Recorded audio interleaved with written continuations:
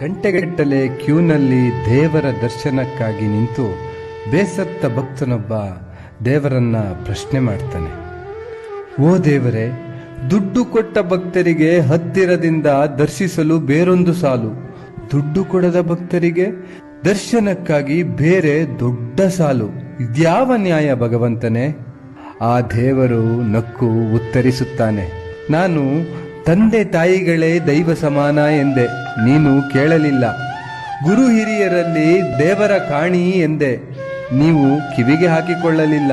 ಜನಸೇವೆಯೇ ಜನಾರ್ದನ ಸೇವೆ ಎಂದು ಹೇಳಿದೆ, ನೀವು ಕಷ್ಟದಲ್ಲಿದ್ದವರಿಗೆ ನೆರವಾಗಲಿಲ್ಲ.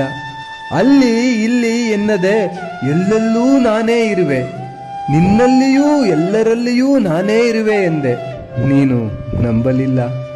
ನನ್ನ ಮೂರ್ತಿಯನ್ನು ಗುಡಿಯ ಒಳಗೆ ಇರಿಸಿ ದರ್ಶನದ ವೇಳೆಯನ್ನು, ದರ್ಶನದ ದರವನ್ನು, ದರ್ಶನ ಮಾಡಲು ಸಾಲುಗಳನ್ನು, ವಿವಿಧ ಪೂಜಾ ವಿಧಿವಿಧಾನಗಳನ್ನು, ಅವುಗಳ ದರಗಳನ್ನು ನೀನೇ ವ್ಯವಸ್ಥೆ ಮಾಡಿದೆ. ಎಲ್ಲವನ್ನೂ ನೀನೇ ಮಾಡಿ ನನ್ನನ್ನ ಕೇಳುವುದು ಯಾವ ನ್ಯಾಯವಯ್ಯ?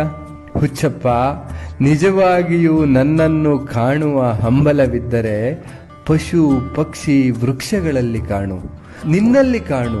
ಪ್ರೀತಿಯ ಸೇವೆಯ ಮೂಲಕ ಮಾತಾ ಪಿತೃಗಳಲ್ಲಿ, ಗುರು ಹಿರಿಯರಲ್ಲಿ, ನೊಂದವರಲ್ಲಿ ಕಾಣು. ಈ ಸುಂದರವಾದ ಪ್ರಕೃತಿಯಲ್ಲಿ ನನ್ನನ್ನು ಕಾಣು. ಕೇವಲ ದೇಗುಲಗಳಿಗೆ ಮಾತ್ರ ನನ್ನನ್ನು ಸೀಮಿತಗೊಳಿಸಬೇಡ ಎಂದನು.